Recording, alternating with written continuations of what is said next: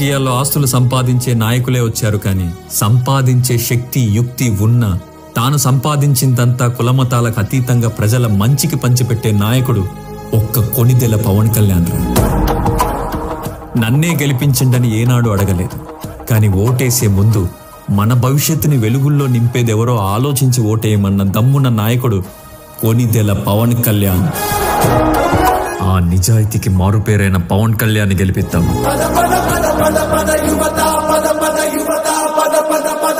నిర్భయమై నిప్పులు చెరిగే నిజాయితీ నిన్ను నడిపిస్తోంది మహాబలమై.